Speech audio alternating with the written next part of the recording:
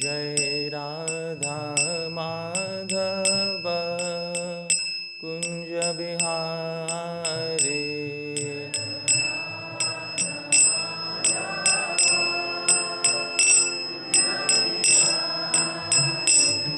Jai Radha Madhava Kunja Bihari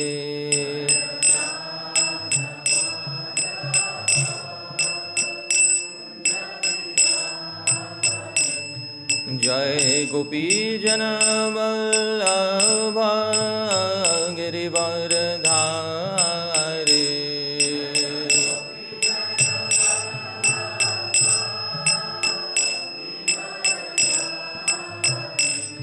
Jai Gopi Jana Vallabha Girivardhari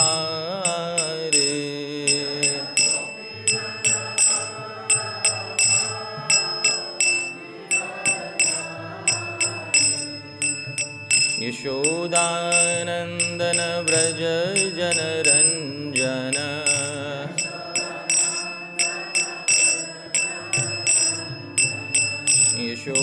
Yashodanandana Vraja Janaranjana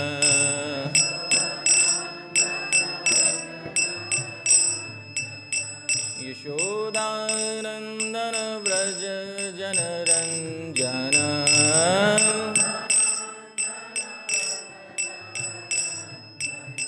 Yamuna Tira Vanachari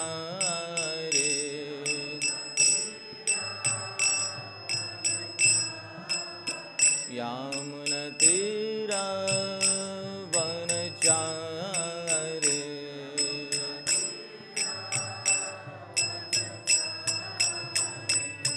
Jai Radha Madhava Kunja Bihari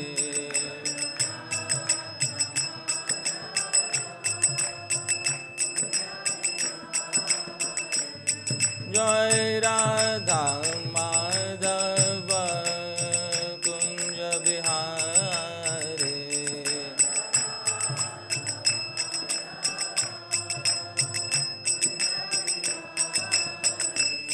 Jai Radha Madhava Radha Madhava Radhe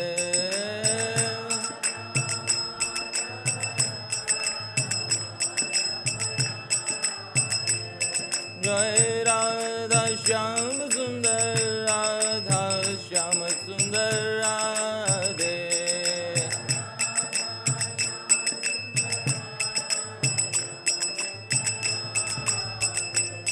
Jai Giri Govardhan Jai Giri Govardhan Jai Giri Govardhan Jai Giri Govardhan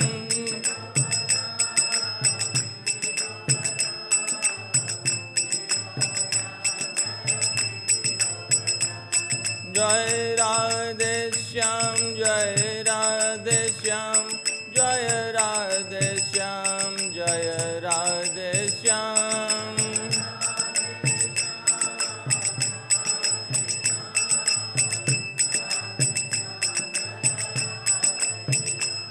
Jai Gauranitai Jai Gauranitai Jai Gauranitai Jai Gauranitai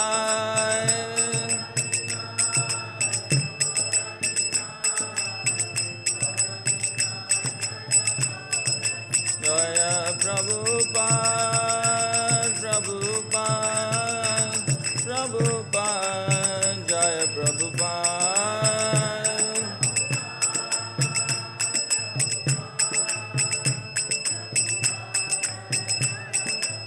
Jaya Jaya Prabhupada Prabhupada Prabhupada Jaya Prabhupada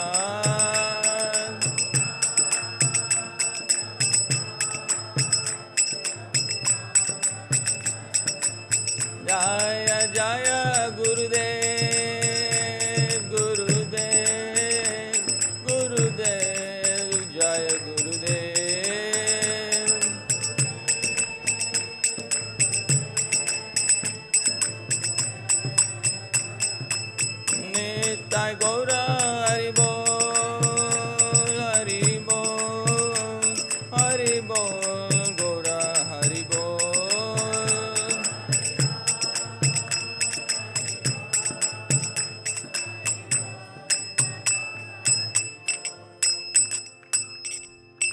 Srila Prabhupada ki, Ananta Koti Vaishnava Vrinda ki, Nitai Gaur Premanande.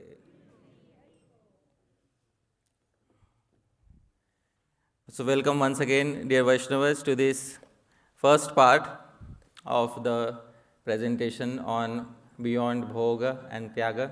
Hare Krishna Maharaj, welcome, thank you.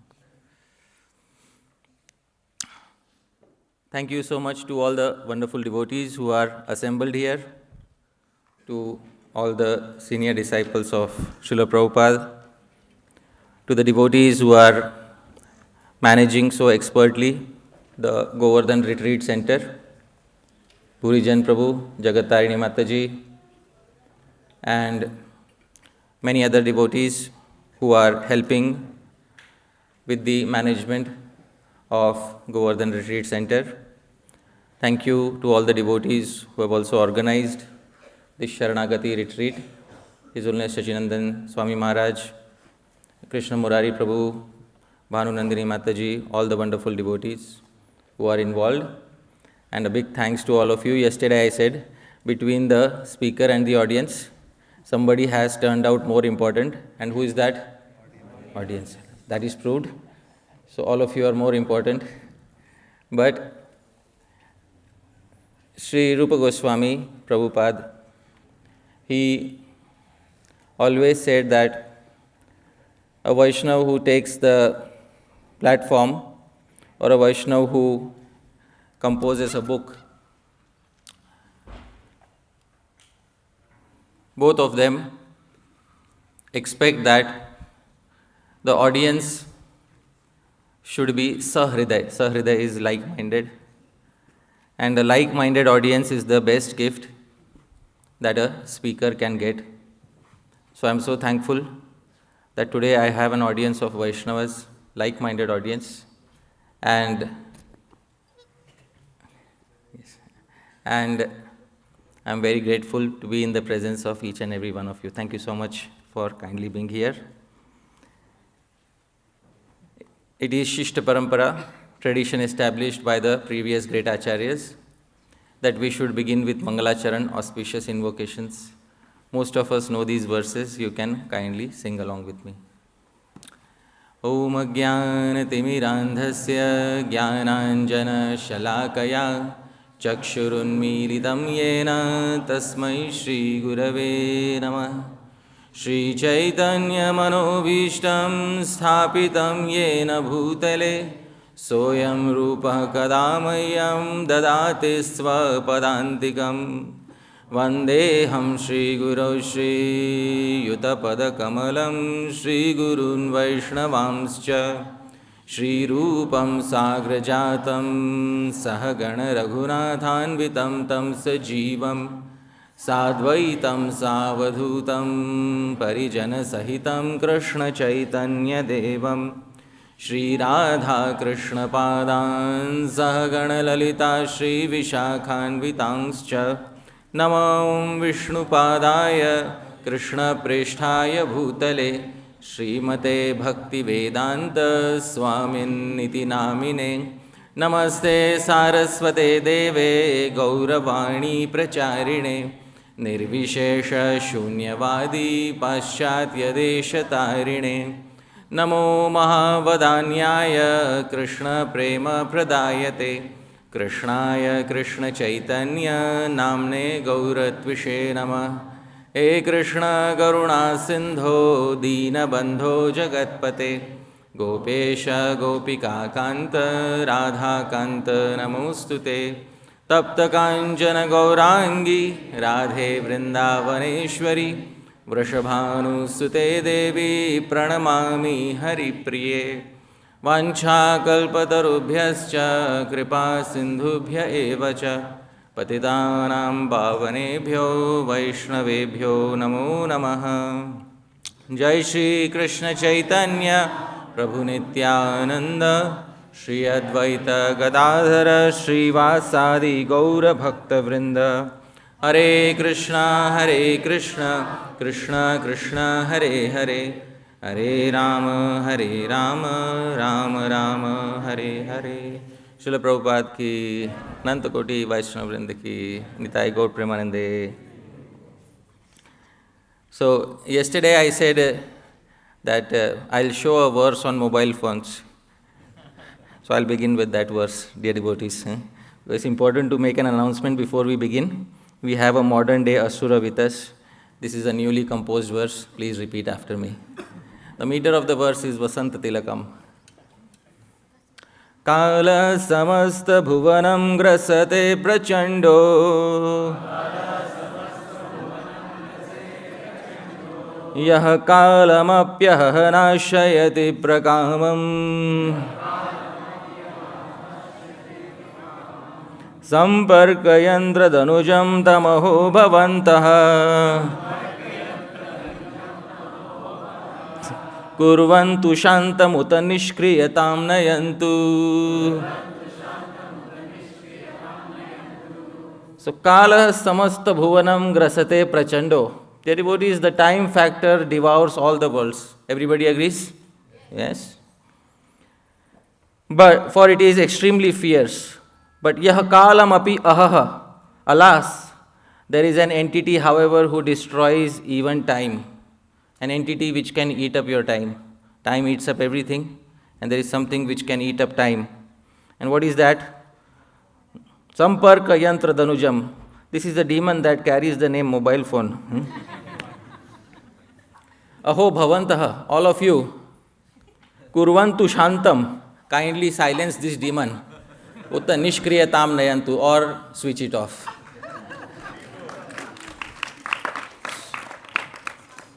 So, dear devotees, this is an important announcement made in Sanskrit, all right? But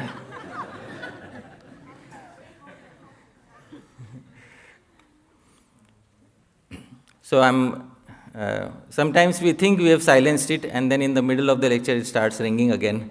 So, but it's very important that a good presentation, a good talk should not be disturbed by any such external disturbances. And of course, retreats like this remind me of a traditional Indian wedding. How many of you have been to a traditional Indian wedding? Yeah, many of you have been. In my childhood, I attended many Indian weddings. And believe it or not, it was a completely unique experience. All those who have attended an Indian wedding in childhood, you know all the excitement that surrounds such a wedding. And in an Indian wedding, different people come with different motivations. So here is a verse which specifies how different people come with different motivations to an Indian wedding. And there's a reason why I'm specifying this verse. I'll explain in a short while, but kindly repeat after me. Kanya varayate rupam Mata vittam pitashrutam Bandhavaha kulam icchanti Mishtannamitere jana. So in a typical Indian wedding, Kanya, the girl who is getting married, varayate rupam, she has one main desire. Her main desire is my husband should be good looking. There she is. She is young, she doesn't know much about life. She has one main desire, he should be good looking, faithful to me. Mata vittam, but her mother is more experienced and intelligent. She knows the world runs on something. What does the world run on? Money. So she thinks, let my son-in-law earn nicely. Because how long will love sustain? Finally, a marriage is sustained by love or money? All of you can answer that query. All right? Pita Shrutam. And the father of the girl expects that the boy should be very learned so that my name in the society should be, preserved. Bandhavaha kulam icchanti. The other relatives, they expect that the girl should get married in a good family so that we can boast that our relatives got married in a good family. And Mishtannam, rest of the people, come simply for the sweets. Itare jana. So the bride desires a handsome man, her mother desires a financially stable man, her father desires a highly educated man, the immediate relatives desire a man belonging to a good family, whereas all others, they just desire to have good sweets in the wedding feast. So similarly, some of you different people come to a retreat with different motivations. That's why I quoted this verse. Some people came with the best desire to listen to His Holiness Sacinandana Maharaj or Gaurang Darshan Prabhu. Some people came with the desire also to listen to the wonderful kirtans. I came for the prasadam. I'll be honest, on the first day, I came for the prasadam. So that is my motivation for coming here, and I'm very happy to be here. It's a wonderful event. And before I decided that I'll speak on this topic, there was a big question in my mind. Why speak about Bhoga and Tyaga when it is so much easier to speak on Tyaga? You can find thousands of verses in the Srimad Bhagavatam about Tyaga. And there is no dearth of verses, and it will be easier for me, believe it or not, to speak on that topic rather than taking Bhoga. Because, please tell me, the Srimad Bhagavatam is replete with verses on Bhoga or on Tyaga? See, all of you agree. So, it's basically a sort of risk to speak on Bhoga, because Bhoga is often looked down upon, and Bhoga is not encouraged often in the society, especially the society of Vaishnavas.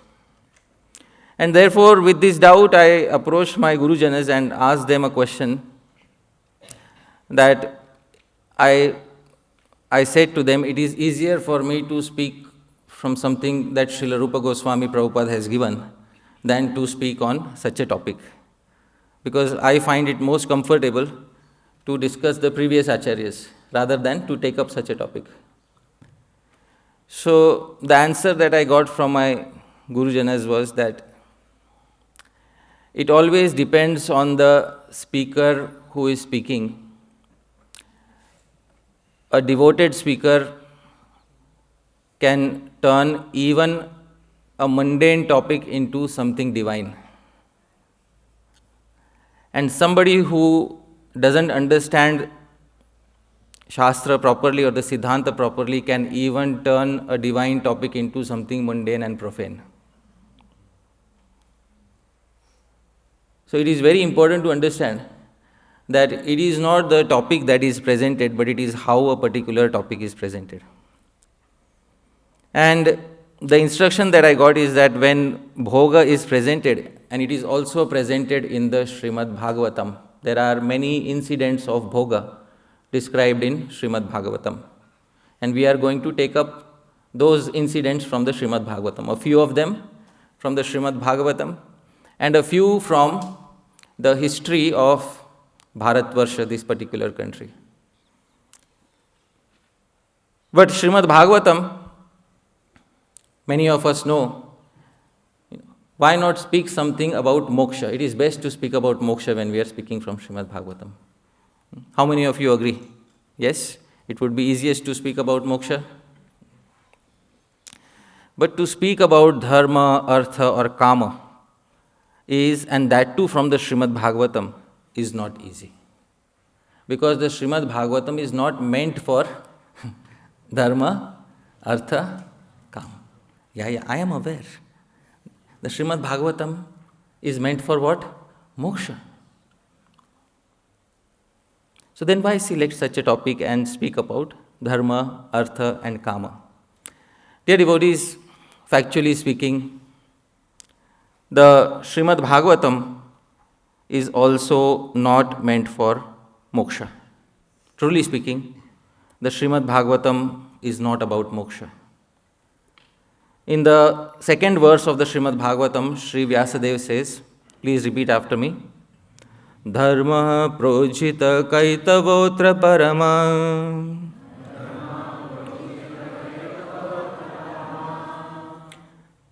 The highest dharma, which is projita kaitava. Projita kaitava means which is devoid of any cheating propensity, is presented here in the Srimad Bhagavatam. The earliest available Sanskrit commentator on Srimad Bhagavatam, Srila Sridhar Swami, he takes up the term projita. Projita means everything else is discarded. All cheating tendency is discarded in the Srimad Bhagavatam. And Srila Sridhar Swami says something, please repeat after me.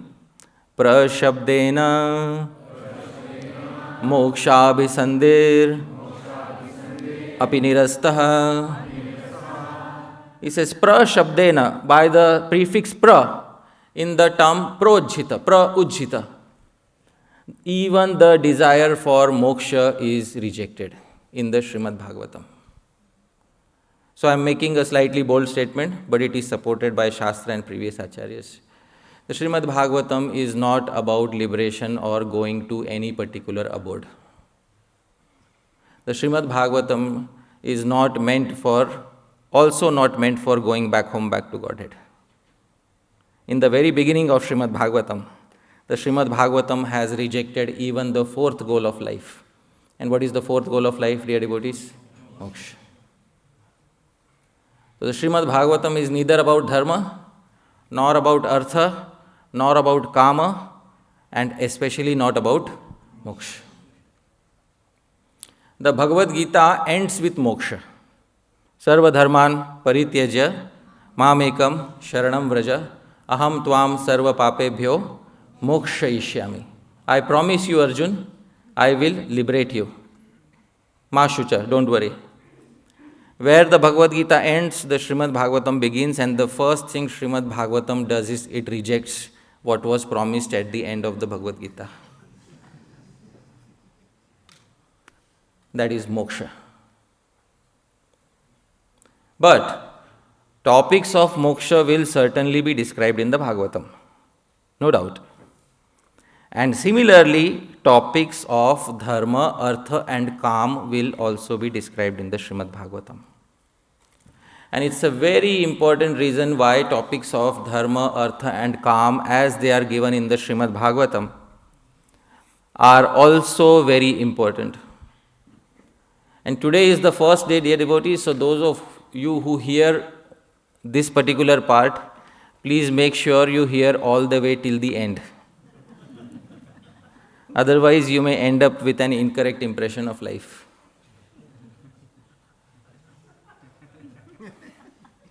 See, there is a problem with describing Bhoga. Bhoga has a complaint. Bhoga complains that the devotees don't give me justice when they describe me. The devotees always describe me in a negative way. Rarely does a devotee describe me in a positive manner. Although Bhoga is such an important part of the life of each and everyone. And I can very well give a lecture on Tyaga for 7 days, believe it or not. It's very easy to give a lecture on Tyaga. An entire seminar on Tyaga. But after I go back to my room, I know when I have to take a bath, I'll switch on the geyser and my mind will tell me, you rascal, you just spoke on 7 days about renunciation and the first thing you're looking for is pleasure. So I am perfectly aware of this. So I cannot speak a lie to myself. Bhoga is a very important part. Dharma, artha and kama are very important parts of the lives of each and everyone. And the Srimad Bhagavatam also describes it for one particular reason. The Srimad Bhagavatam itself specifies that these topics are like a very sweet medicine. And this sweet medicine will gradually help us come out. In the 11th canto of Srimad Bhagavatam, Bhagavan says this to Uddhava. Please repeat after me. Karma mokshaya karmani vidhatte hyagadam yatha This is from the 11th canto, I'm sorry for the reference.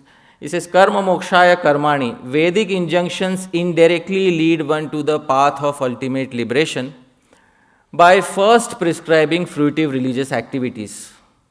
Just as a father promises his child candy so that the child will take his medicine.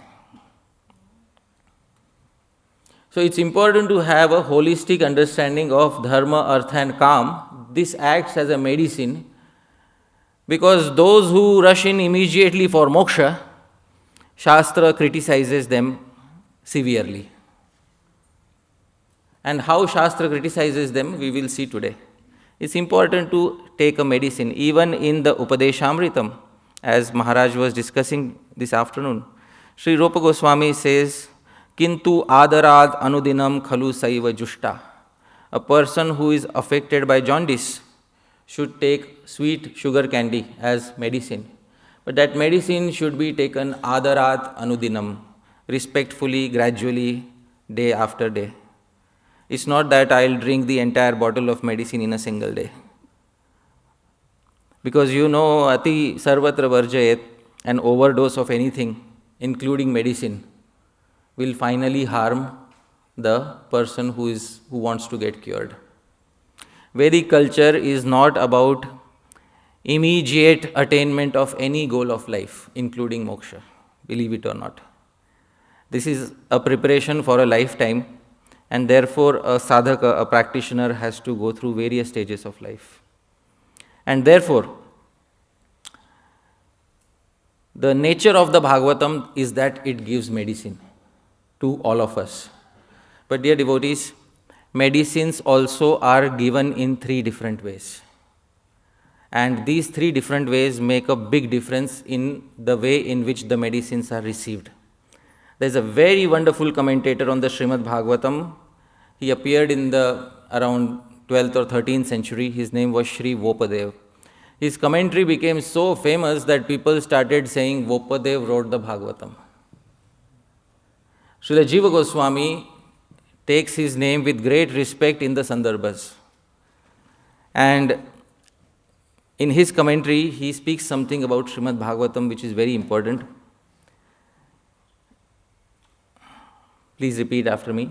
Veda Puranam Kavyam Cha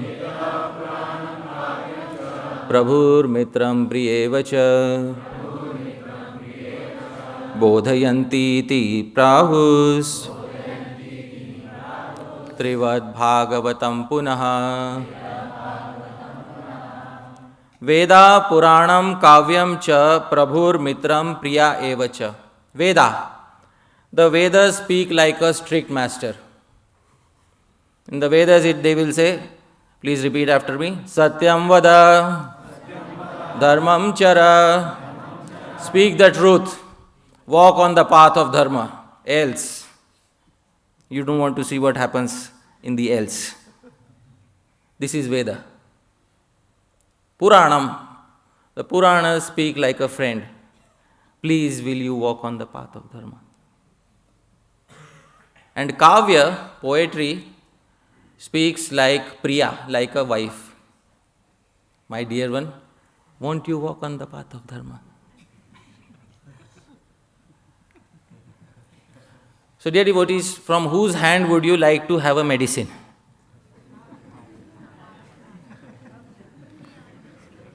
Same effect, alright? The effect is the same. Now do you want to have the medicine from the hands of a Prabhu? Or from the hands of a friend, or from the hands of a beloved? From whose hands would you like to have the medicine? Beloved, of course. Trivad Bhagavatam Punaha. The Srimad Bhagavatam speaks to us like all 3. The Srimad Bhagavatam will speak like all 3. And then there will be sections about material enjoyment in the Srimad Bhagavatam. And these sections will speak like Priya. Priya means like a wonderful spouse. And irrespective of which ashram you are in, you will find these narrations pleasing to the heart. But it is medicine. There is a reason why these narrations are given in the Srimad Bhagavatam. because they are medicine for the jiva. And unless a jiva accepts medicine as given by Sri Vyasadeva, they will end up inventing a medicine of their own, and most likely they will not get cured. So it's very important to have proper medicine. Srila Prabhupada also emphasizes that the material world, because we are beginning with Bhoga, we are beginning on the side of Bhoga.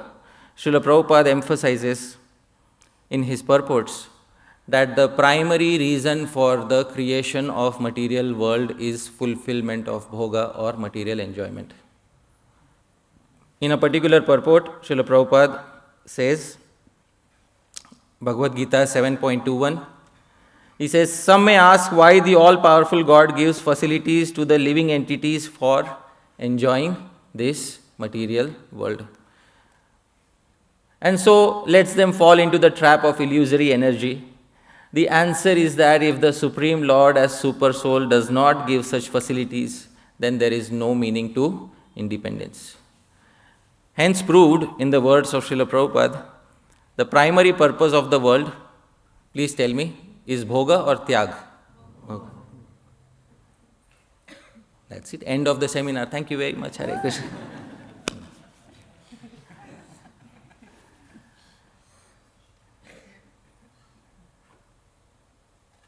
So it's very important to understand this is the primary purpose. And it is not only Srila Prabhupada who says this. The previous acharyas also mention this. Srila Baladev Vidyabhushan in his Aishwarya Kadambini specifies the purpose of creation. And he narrates the situation when there was destruction, the universe had been destroyed, all the universes had been pulled into the body of Mahavishnu, Karanadokashai Vishnu, and it was the time of destruction.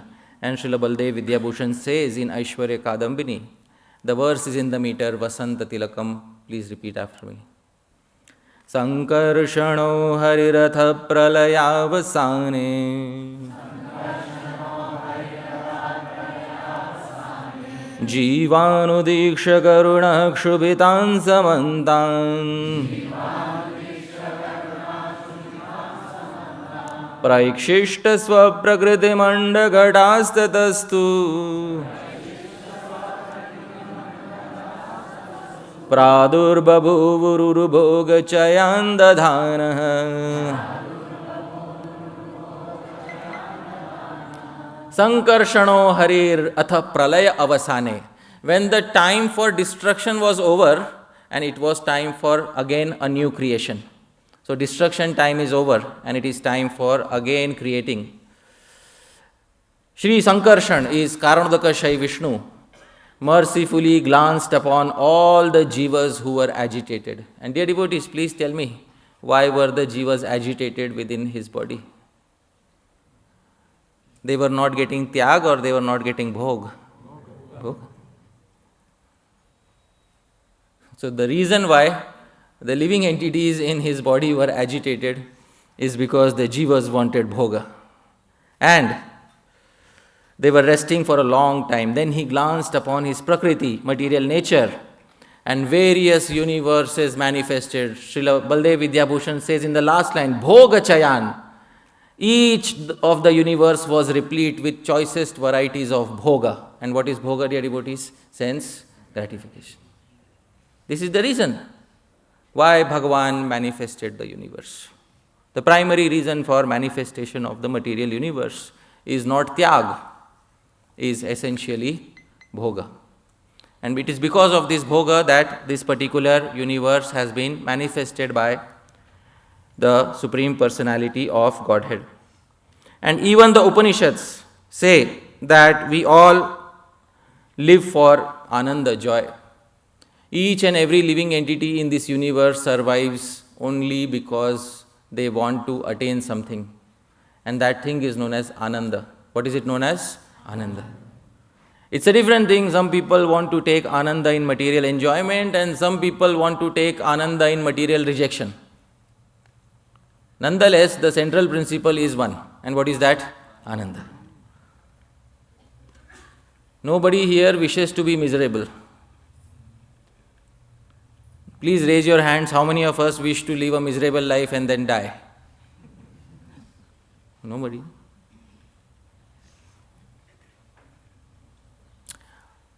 Of course, there are people who voluntarily end their lives. Isn't it? There are some people who voluntarily choose to die. But there is a reason why they do that. The reason why they do that is because the pain of living becomes greater than the pain of death. And when a living entity is presented with two pains, the living entity always selects the greater pain or the lesser pain? Lesser pain. Isn't it? And for this reason, we all live for Ananda, joy. In the Brihadaranyaka Upanishad, it is specified. Please repeat after me. Etasyaiva anandasya anyani bhutani matram upajivanti. Etasyaiva anandasya anyani bhutani matram upajivanti. All living entities in this world sustain their lives and survive upon Ananda. This Ananda is nothing but a fraction of the Ananda of the Supreme Absolute Truth. So even the material pleasure that we get in this particular world is nothing but a tiny fraction of the pleasure which is present with one original personality. And who is that personality? Sri Krishna. And so all living entities live for Ananda. There is no doubt about this. There is no living entity who doesn't live for Ananda. There are more pramanas in the Shastras. Raso vaisaha rasam hi evayam labdhva anandi bhavati. Only by attaining rasa, some pleasure in this world, does a living entity sustain themselves. Otherwise, there is no point to living in this world. That's a fact. And for this reason, the Srimad Bhagavatam and other historical literature also describe various pastimes where Bhoga or enjoyment was indulged in. And these pastimes teach us many things. And then there are also pastimes where Tyaga is also emphasized. But today I am going to speak about which side? Bhoga. Please also be present when I am speaking about Tyaga.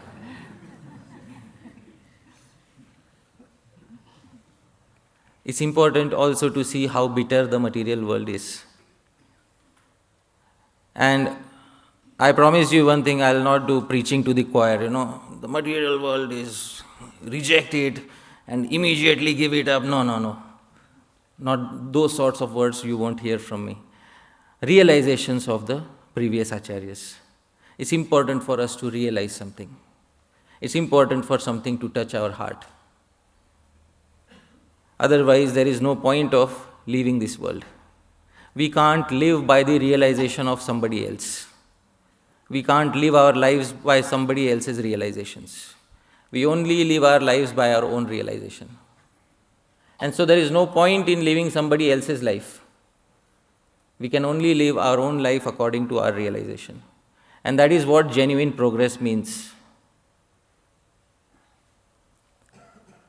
Santaha parikshanya tarat bhajante mudho parapratyaya buddhi. Mahakavi Kalidas, he says, saintly people examine everything before accepting it. And the fools always run on the opinions of others. It's a very important fact of life. So if we are intelligent people, should we have theoretical knowledge or realized knowledge? Please tell me. Realize. And the Srimad Bhagavatam helps us realize it by giving various episodes of such bhoga or material enjoyment. You are in safe hands when you are with Srimad Bhagavatam. The Srimad Bhagavatam describes many royal personalities. Especially Kshatriyas are best suited for bhoga, describing bhoga. And I'll begin with the description of one particular king whose history is perhaps one of the best histories of Bhoga that is described in Srimad Bhagavatam. And what is his name, dear devotees? Pururava, with the long U in between. Pururava is his name. And Pururava, the enjoyment that he got is perhaps unmatched in the material world for anybody to attain. And then there is also another incident which I will take from recent history, which has been described in poetic Sanskrit literature. The another personality, his name, dear devotees, please repeat, Bhartrihari. Bhartrihari was a very renowned king in ancient India, in Ujjain, and his wife was Anangasena. So I'll also take up the pastime of Bhartrihari. His name is a little difficult to pronounce, but he is a mega genius, Bhartrihari. And his pastime along with his wife, and Pururava's pastime along with his wife. Does anybody know who was the wife of Pururava? Oh my goodness.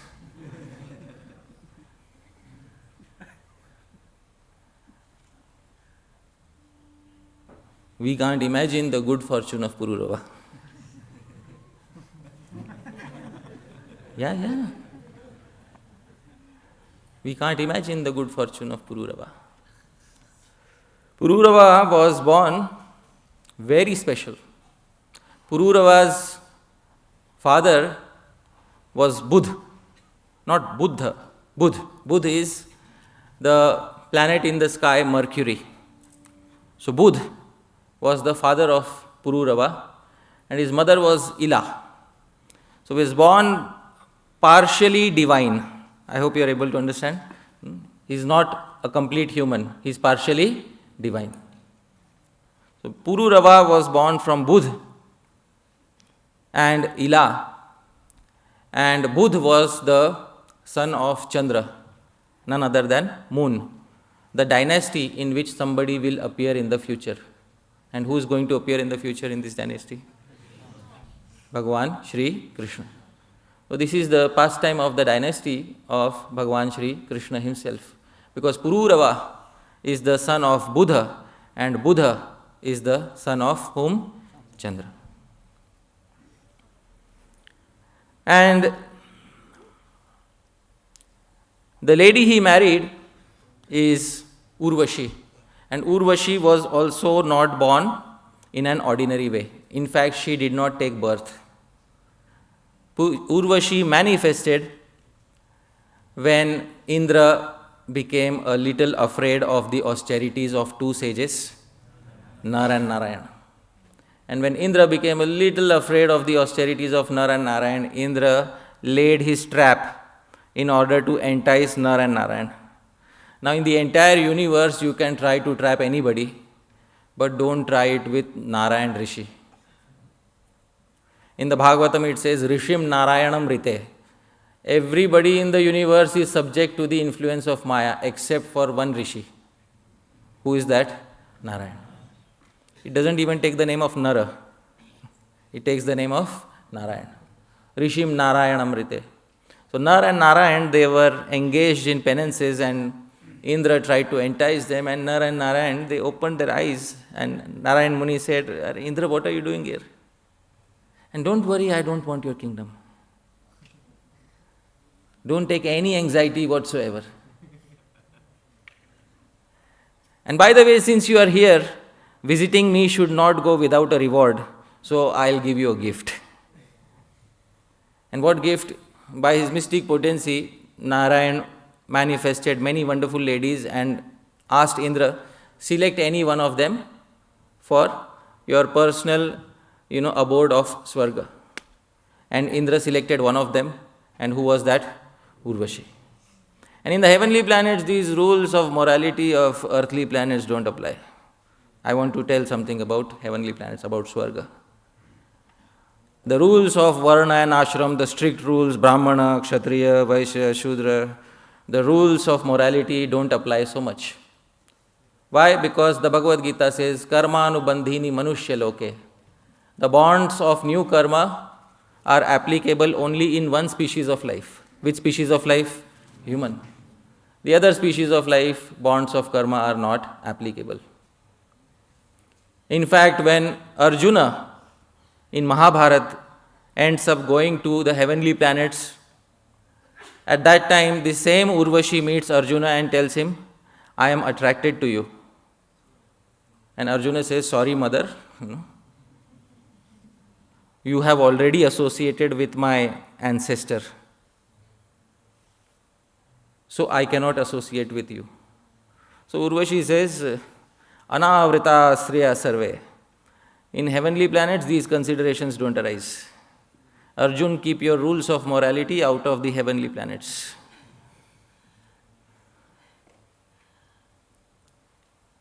And so Arjun says, no, I am sorry, still, I will not agree to this. And she curses Arjun, because you are not man enough. Therefore, you should neither be a man nor a woman. Live like an impotent. And he had to live like an impotent for how many years? Because he disagreed with Urvashi. So the rules of earthly planets do not apply in Swarga. And Urvashi also later got cursed in Swarga, because obviously there is jealousy in all these affairs of love. So Urvashi also got cursed. And when she got cursed, at that particular point of time, she also had to appear on earth. And she was cursed to marry somebody who stays on earth. It is a degradation for someone who stays in the heavenly planets. And she is not going to stay there forever. Their status is much higher than the status of earthly people. But still she has to come down. And therefore, one particular day, Narad Muni described the glories of Urvashi, the glories of Pururava, and Urvashi became attracted to the personality and character of Pururava. Please repeat after me. Tata Pururava Jagye Ilayamya Udahrita Tasya Rupa Guna Udarya Shila Dravina Vikrama Shrutvorvashindra Bhavane Giyamanan Surarshina Tadantikam Upeyaya Devi Smarasharardita Tataha Pururava Jagye. So Pururava was born from Buddha and Ila. And when his beauty, his power, his magnanimity were described in the heavenly planets by one personality. Who was that personality? What does Narad Muni have to do with all of this? Why does he always get into the middle of?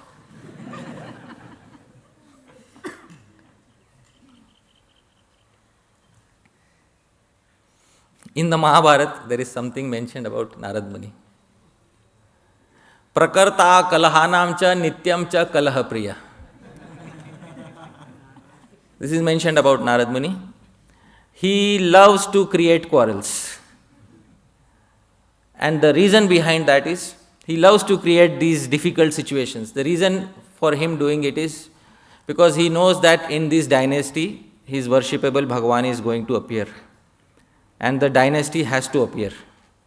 So, he is facilitating that by glorifying somebody in the heavenly planets, and he glorified Pururava. And when Pururava was glorified, Urvashi became deeply attracted to him, and Urvashi decided she will come and directly ask him to marry her. See, this is the heavenly planets. The lady will directly come and say to Pururava, I am attracted to you. Are you willing to marry me? And Pururava Obviously, Pururava considers himself to be most fortunate. Wonderful. I will get a proposal that nobody else in the universe is going to get. And whom am I getting? Urvashi, as a wife.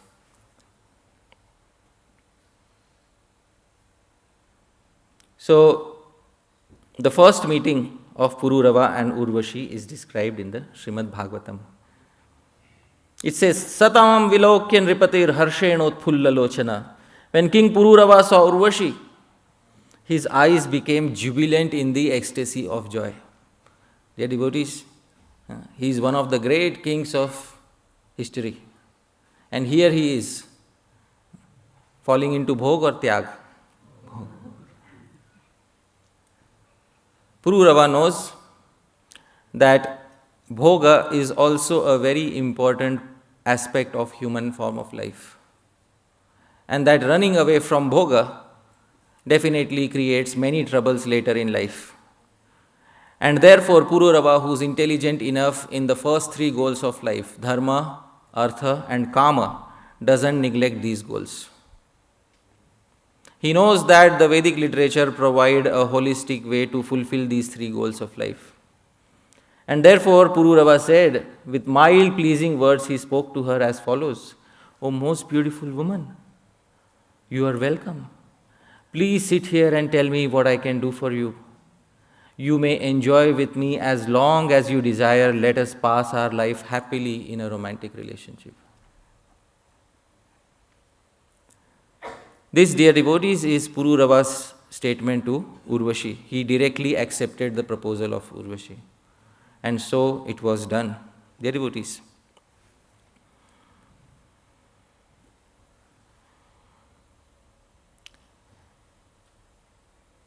it seems that Pururava accepted the proposal of Urvashi. But at the same time, it's a fact, dear devotees. Many times in the world, there are people who say that men are the stronger gender in the world and women are the weaker gender in the world. Bhartrihari, at one point of time, I said there is another king involved here. His name is Bhartrihari. He said those people who say like that lack intelligence.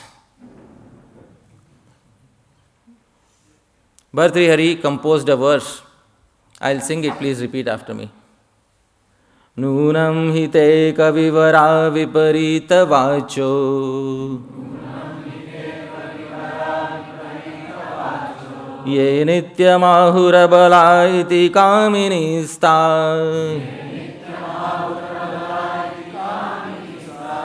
Yabhir vilolatar taraka drishtipatai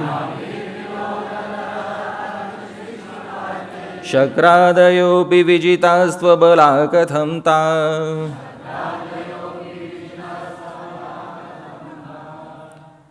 So Bhartrihari says, Te kavivara viparita vacho. I pity those people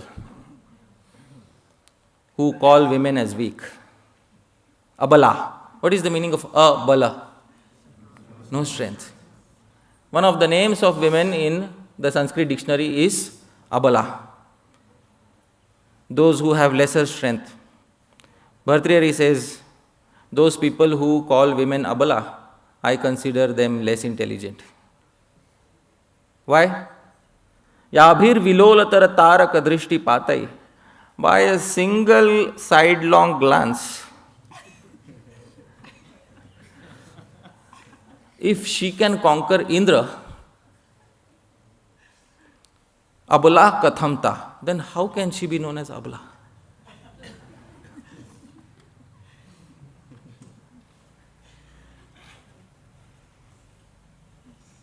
How can these ladies who with the playful sidelong glances of their eyes, who can conquer even the most powerful gods like Indra, be called abala?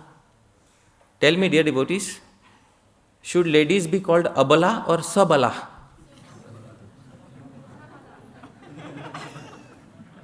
Without strength or with the greatest strength?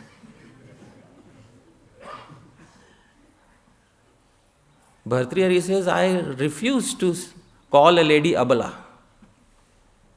Although the Sanskrit dictionaries might call a lady abala, I refuse. to call a lady Abala? There is a reason behind it, because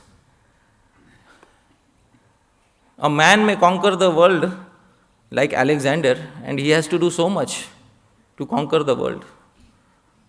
But for a lady to conquer Alexander,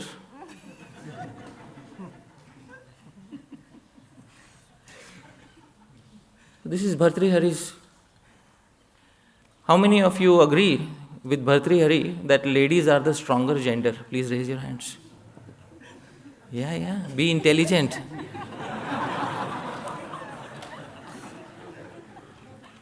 Time is a big teacher.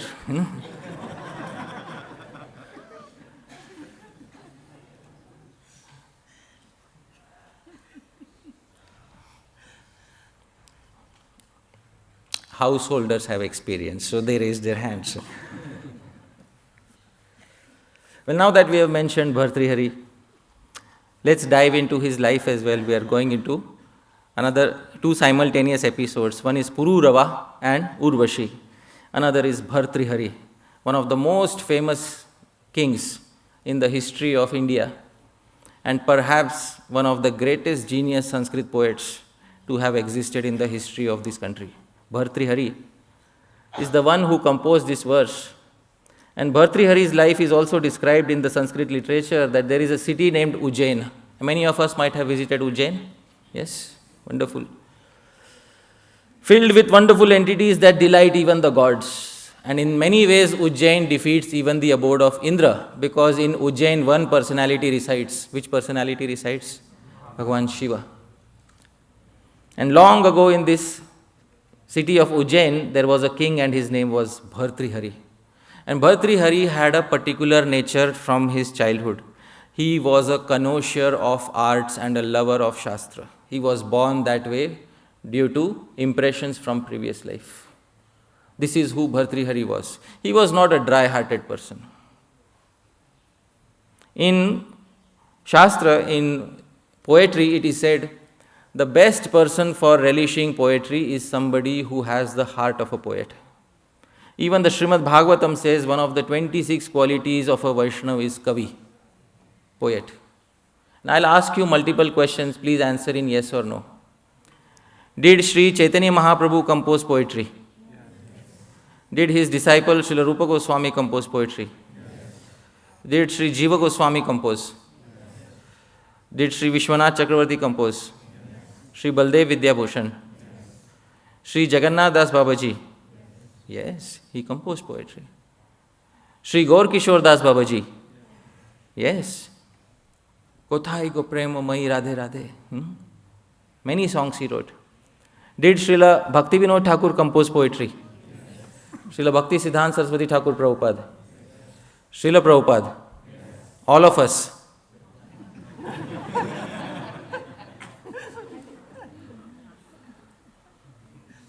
What happened?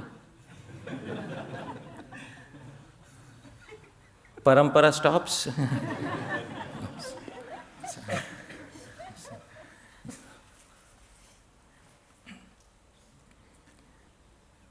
So it's very important that in order to be a member of a proper audience, one should have the heart of a poet. Literature critiques, traditional literature severely critiques people who don't have the heart of a poet and who still sit in an audience.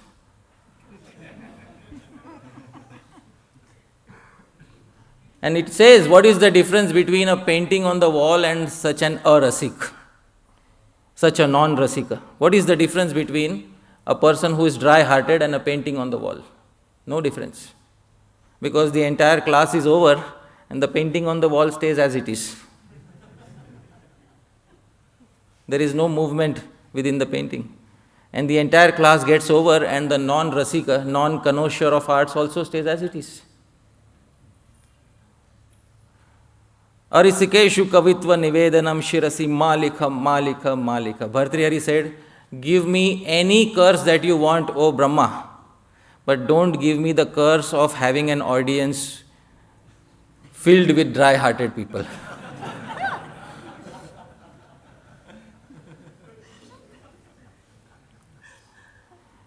My Sanskrit teacher in my childhood told me one thing. A single dry-hearted person can spoil the mood of the audience. Just as a single fly, if fallen dead in a pack of sweets, can give diarrhea to the entire marriage party.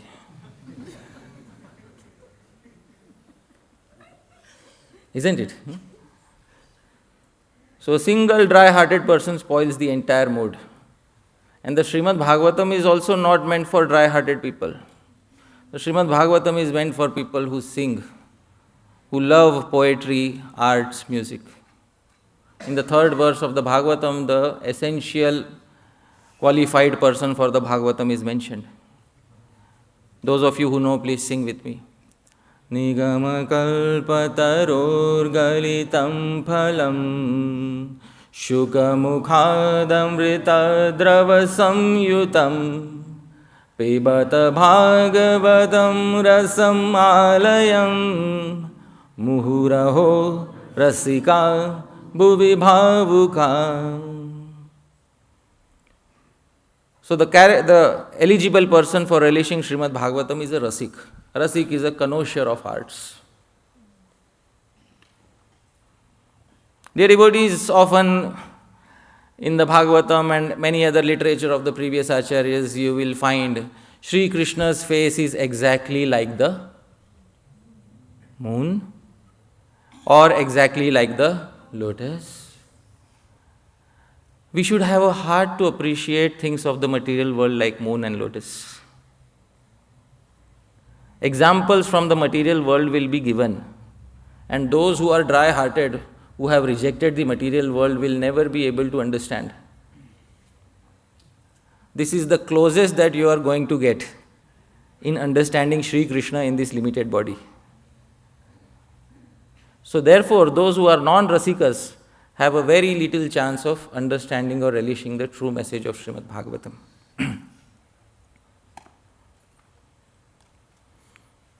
Bhartrihari, of course, went in his childhood to Brahmachari ashram because all the princes used to be trained in the Brahmachari ashram. But Bhartrihari was a different sort of a Brahmachari. Bhartrihari, everybody was emphasizing to Bhartrihari that Bhartrihari, you spend too much time in writing poetry. Try doing some austerities. Bhartrihari, you should try to eat less, sleep on the floor. Don't spend your time learning all this poetry, because if this happens, sooner or later you will fall into the Grihastha ashram. They did not know that Bhartrihari had already lost his heart when he was within the Brahmachari ashram. Bhartrihari was already attracted to a particular lady in the Brahmachari ashram. Bhartrihari secretly composed some verses. He wouldn't show anybody. He had a private collection of verses when he was in the Brahmachari ashram. Like some brahmacharis have, but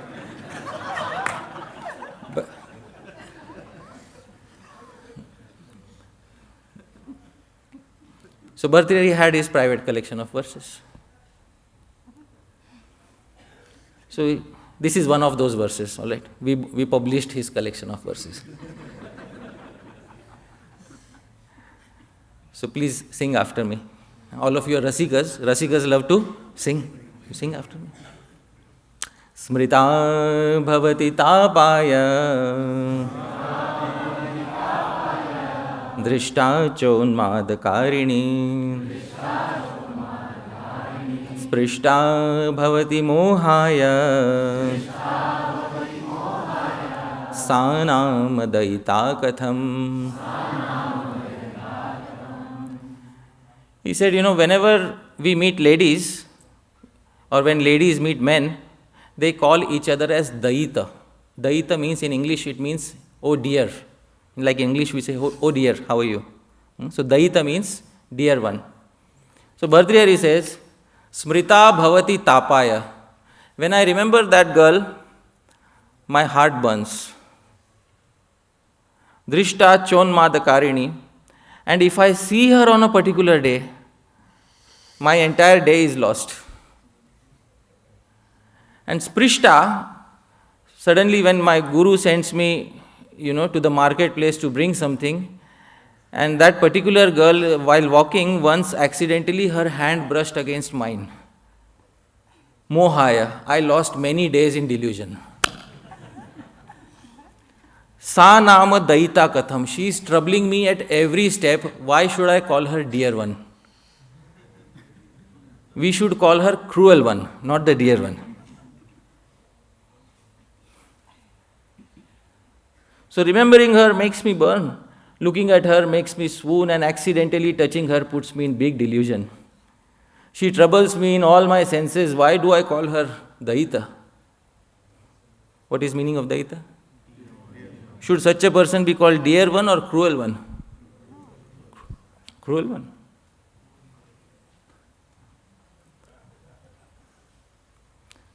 So it's very important to understand Bhartrihari was not like the other brahmacharis. I'll just put it in very plain words, he was already deviating.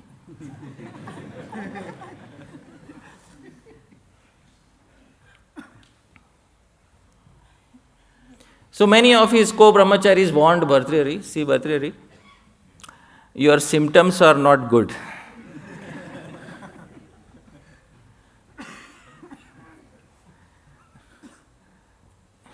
You better change yourself. Otherwise, and Bhartrihari, you don't know the heart of a woman. Like in the brahmacharya ashram, sometimes they say like that. Bhartrihari, you don't know the heart of a woman. You will suffer later in life. So, Bhartrihari was like, that's all right.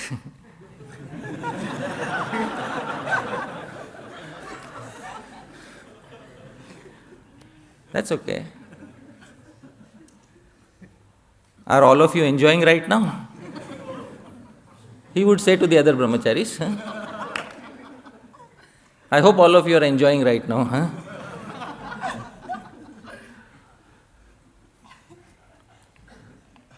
So Bhartrihari composed a verse for them. Those who were repeatedly warning him, Bhartrihari composed a verse for them.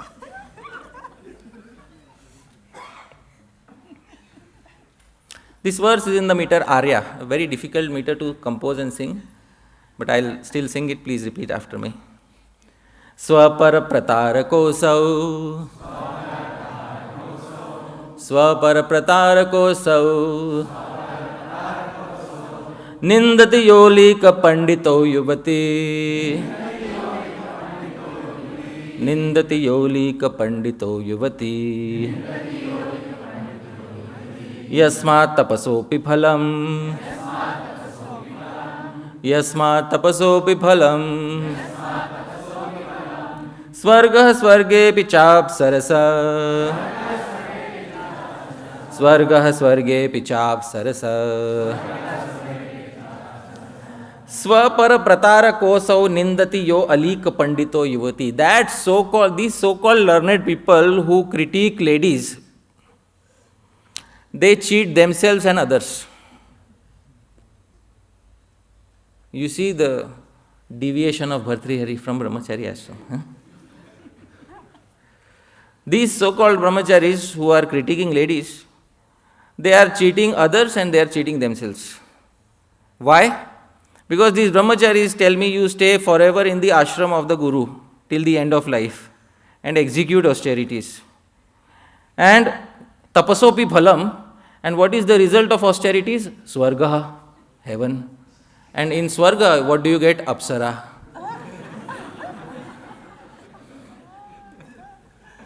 Heavenly damsels. So the so-called learned person who criticizes women cheats himself as well as others.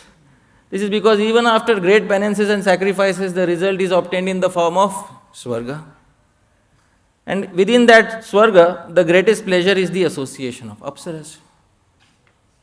So, why cheat yourselves?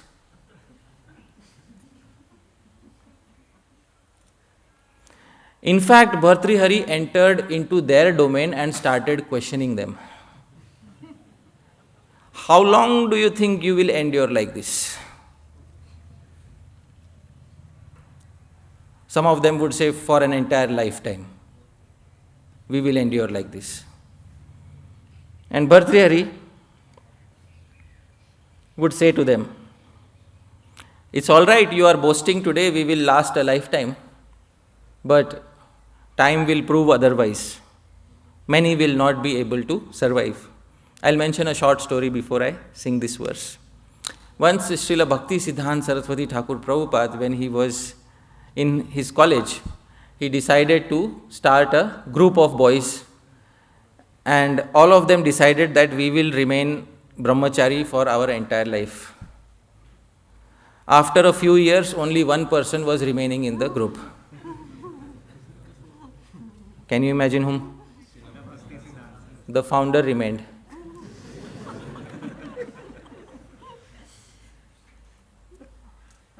And why is that?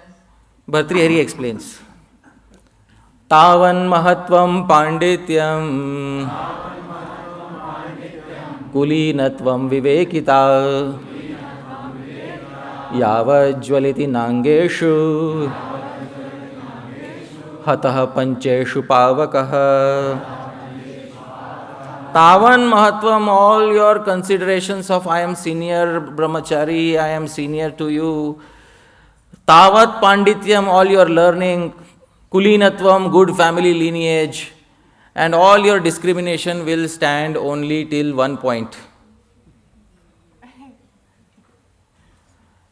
Till now, Kamadev, Cupid, has not decided to burn you. And the day he decides, that day will be the end of all of this.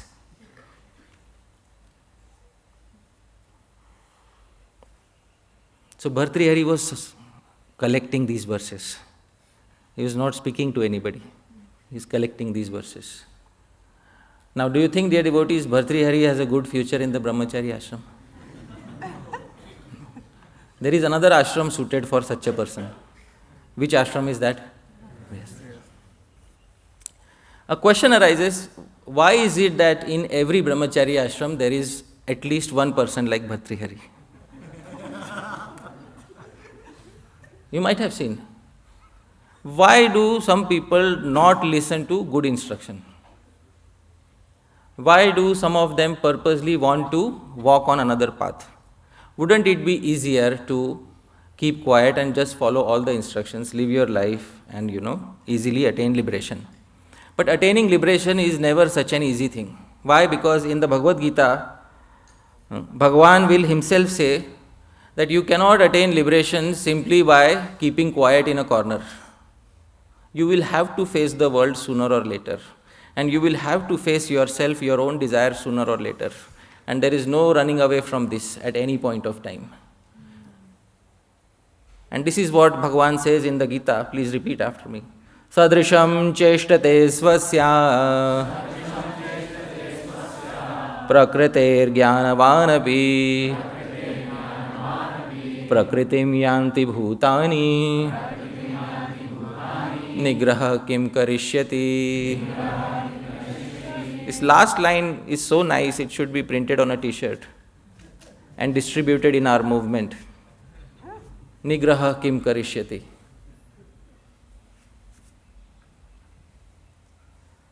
Even a man of knowledge acts according to his own nature.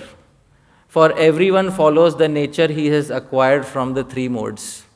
And what does the last line say, dear devotees? What will repression accomplish?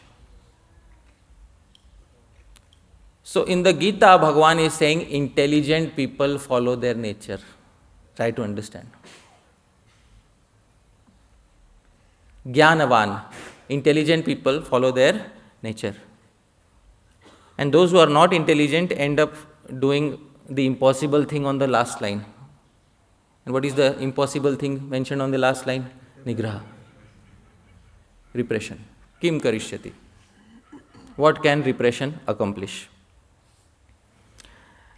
And dear devotees, when Bhagavan says this, it is very important because very intelligent people, and I am giving the example of a most intelligent person, Dhruva Maharaj. And you can see Dhruva Maharaj, he saw Bhagavan face to face after executing austerities for a few months. And after seeing Bhagavan face to face, it is mentioned in the 4th canto, when his own brother Uttam was slaughtered by the Yakshas, Dhruva Maharaj behaved according to his nature. And Dhruva Maharaj ended up slaughtering scores of Yakshas. So many Yakshas it became difficult to keep account. Finally, Sri Brahma and Manu Maharaj had to come and stop Dhruva Maharaj. Stop from the slaughter. You have seen Bhagavan face to face. What are you doing? Can you imagine, dear devotees, somebody who has seen Bhagavan face to face indulging in mass slaughter of other living entities? But somebody did it. Who was that? Dhruva. Why? That verse gives the answer.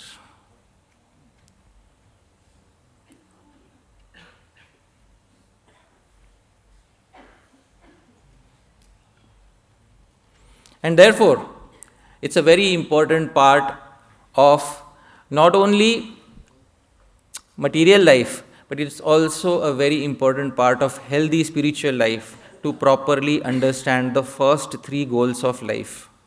And what are the first 3 goals of life? Please repeat after me. Dharma, Artha, Kama. It's very important to understand and harmonize these 3 goals of life. Because, and Srila Prabhupada said this thing, Prabhupada always said that I have established ISKCON, but I also had a big desire to establish Varna-ashrama. I had a big desire that Varna-ashrama should be established. And please tell me, isn't Varna-ashrama Vedic? Yes. And when we have Vedic culture, shouldn't we have the 4 Vedas? Can we have Vedic culture without 4 Vedas? No. And can we have the 4 Vedas without Dharma, Artha and Kama? So in order to have Varna-ashrama, can we have Varna-ashrama without the first 3 goals of life? Can we have Varna-ashrama by running away from Bhoga? Sorry, it is not possible.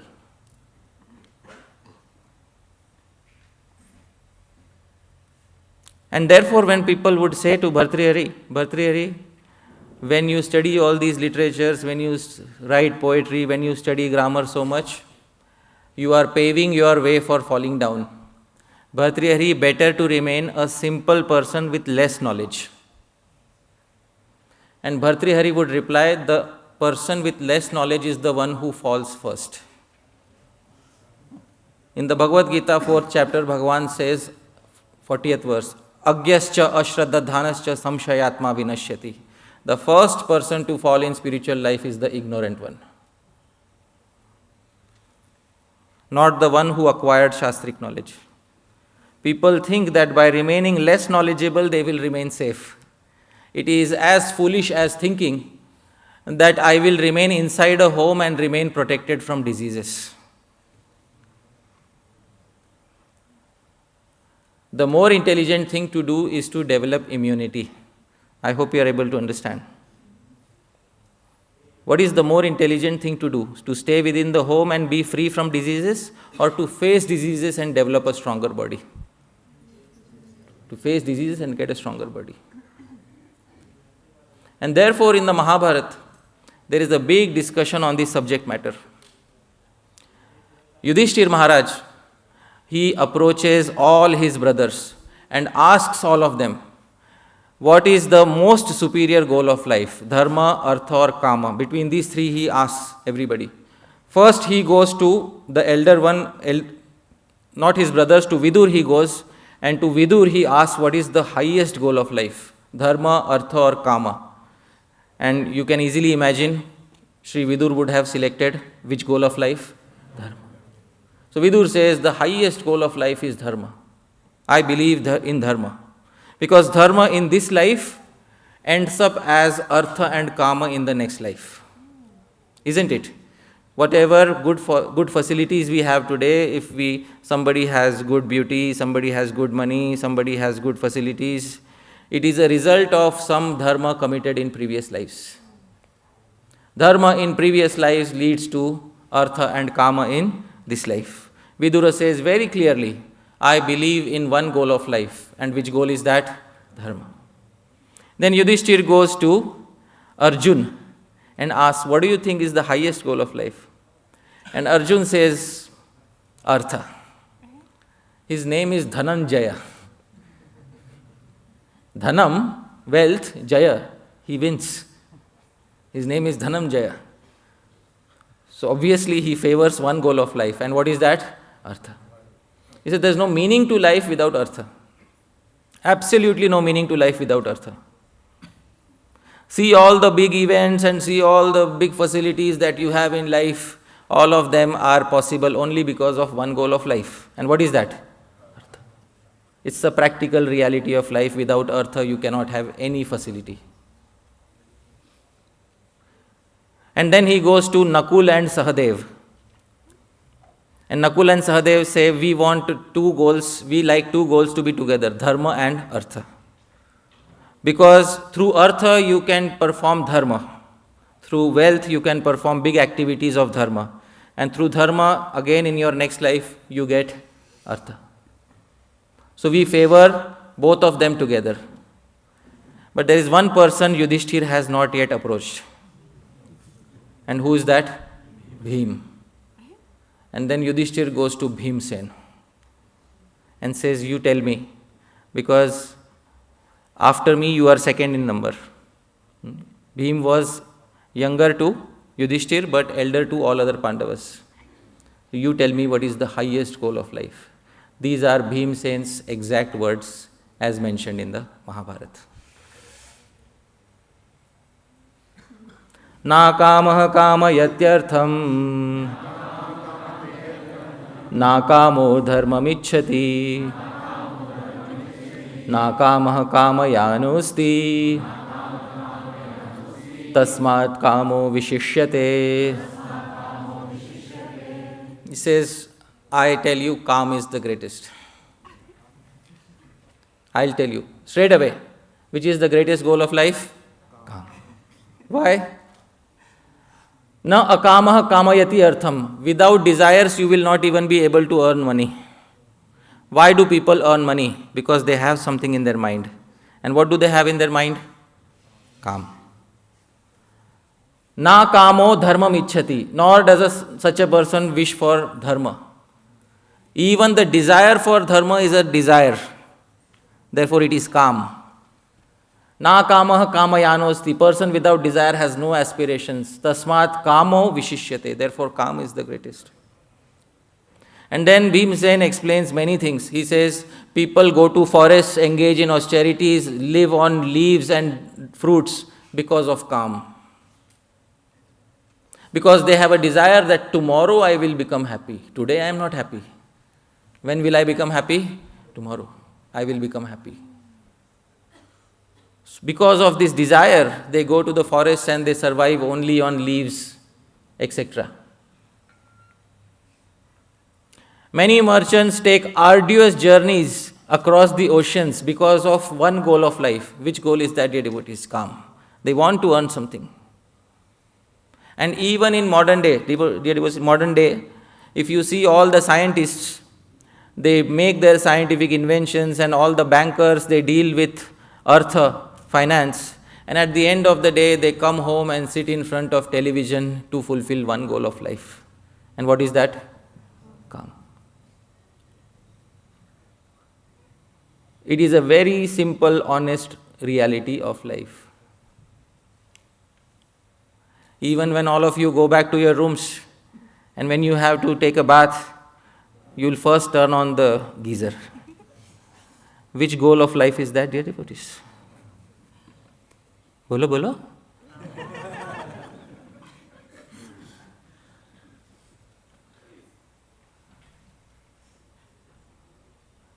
Is the most fundamental principle driving the world.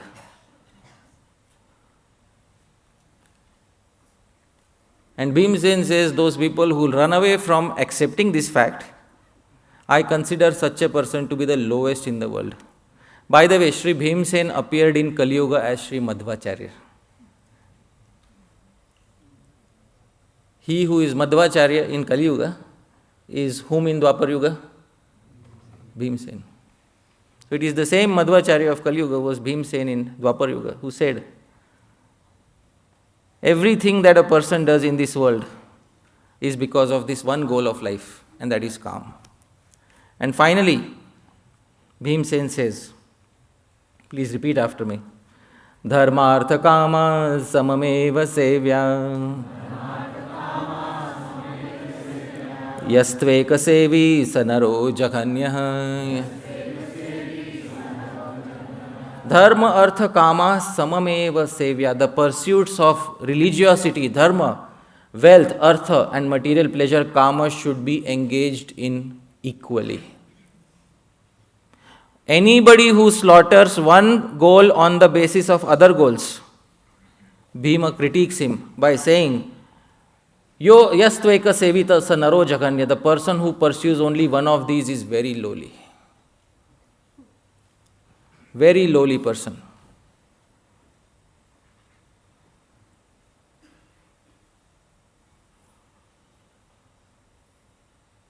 My Sanskrit teacher used to tell me, Prathame narjita vidya, dvitiye narjitam dhanam, tritiye narjitam kamam, chaturthe kim karishyati.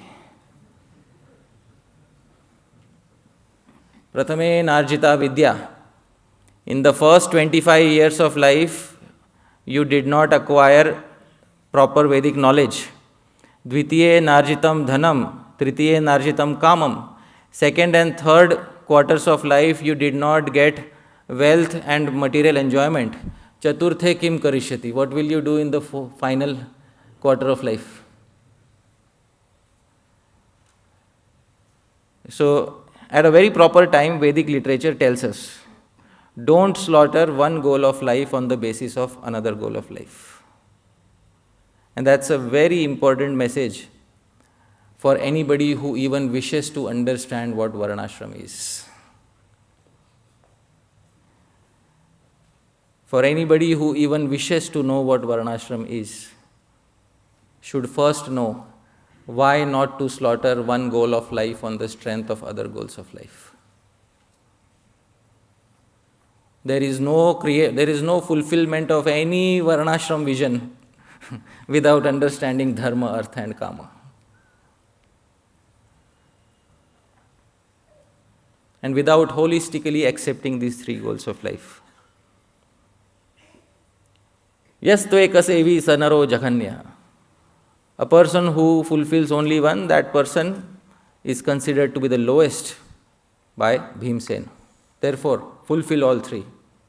Finally, many commentators on this section quote the Manusmriti, and the Manusmriti is considered as one of the most important literature for Varna-ashram. Believe it or not, is considered as one of the most important literature for Varna-ashram. Those who advocate Varna-ashram, they always speak of the glories of this particular Smriti, Manusmriti.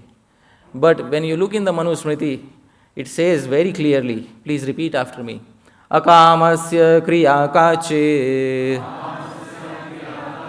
drishyate neha karhiche yadyadhi kurute kinche tattat kamasya cheshtitam. Akamasya kriya kachit drishyate neha karhichit. Without kama, no person in this world engages in any activity. Please tell me, dear devotees, every day we go to the Prashadam hall to eat. But before going there, something should occur. And what is that? Hunger. If all of you are fully satisfied till the neck, will you go to the Prashadam hall?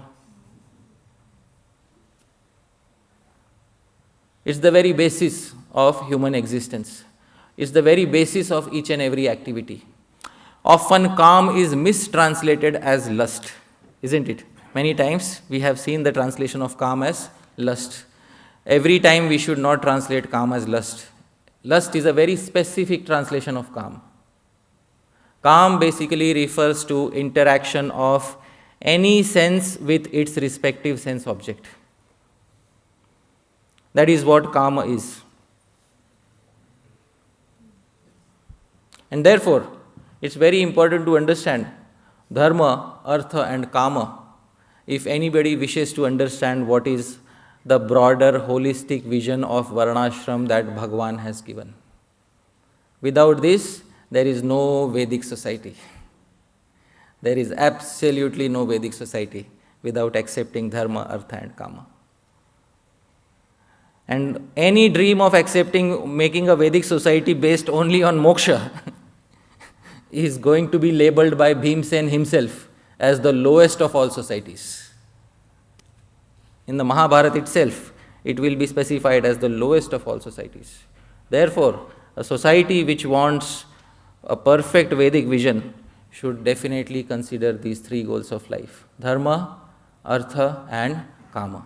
Because these three are very important for the first part of the title of my presentation. And what is the title of my presentation? Bhoga. It's not beyond Bhoga. I hope you're able to. We don't want to drown in Bhoga. Our aim is not to drown in Bhoga.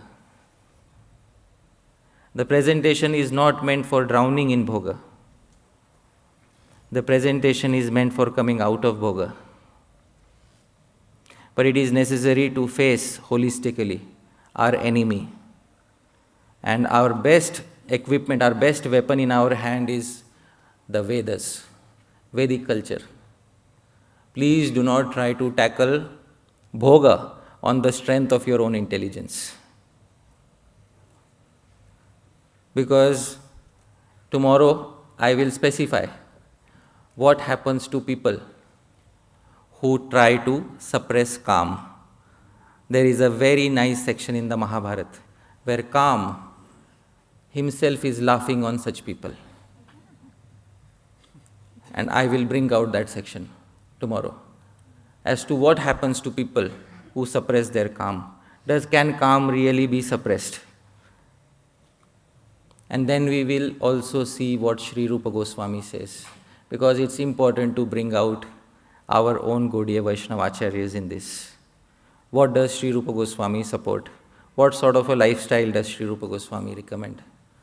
So this presentation is not going to be about Varna-ashram, dear devotees, but I am entering through the gateway of Varna-ashram.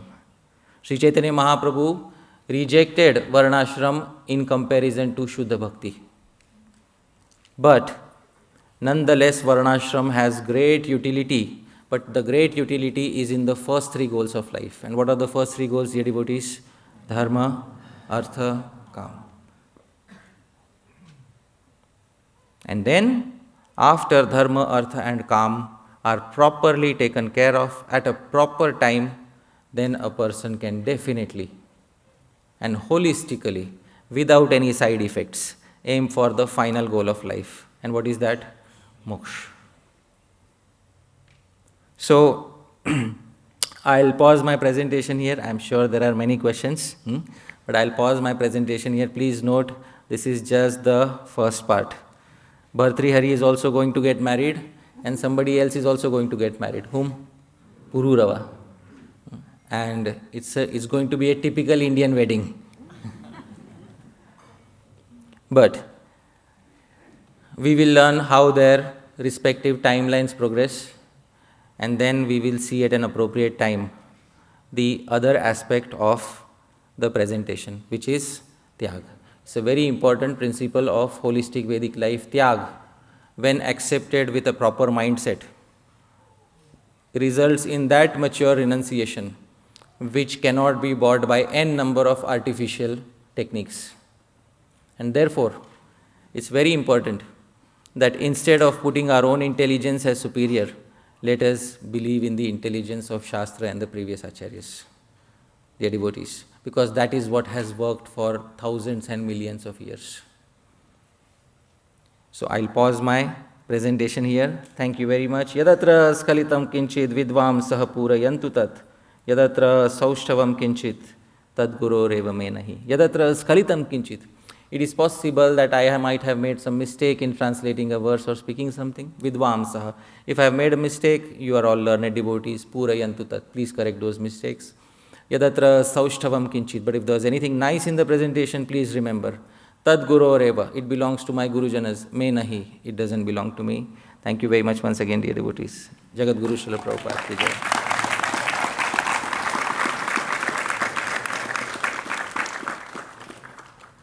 So, do we have time for questions, Maharaj? Yes. So, I would request that the questions be primarily based on the topic for today. And of course, Tyaga will come up. So, please wait for the Tyaga sections to ask questions on Tyaga. All right? Yes. Yes, we have Purnamasi Mataji. It's still 6:30, Maharaj? Yes. Okay. 6:30, if possible. Sure. Thank you for the beautiful class, very on the point. I would like to ask, you said that Narada Muni makes quarrels so that Krishna may appear in the dynasty, and you were speaking about Pururava and Urvashi. Can you explain just shortly how it came then? That this was, how was this his help that Krishna would appear? Because the sooner they get married, the sooner there will be progeny. Isn't it? And then every time, even when Kamsa comes, he wants to speeden up the appearance of Sri Krishna. So he incites Kamsa to kill the first 7 children of Devaki. Why? There's only one reason why. Because very soon he wants to see the appearance of Bhagavan. So that is, he wants to see Bhagavan as soon as possible appear within the universe. Because it is his personal interest to see Bhagavan face to face again. And that Bhagavan, Shri Krishna, performing pastimes in Gokul, not in Goloka. And there's a big difference between Gokul and Goloka, as I said yesterday. And what is more special, dear devotees, Gokul or Goloka? Gokul. So, yattu Goloka nama syat, tad vai Gokulasya, tad Gokulasya vaibhavam. That Goloka is just a vibhuti, is just a, it is just a manifestation, a partial manifestation of Gokula on this planet. So, what we have here is more special. So, I hope that answers your query, Mataji. Thank you. Thank you. Anybody else? Yes, there is one Prabhu behind. Yes, please give him the mic.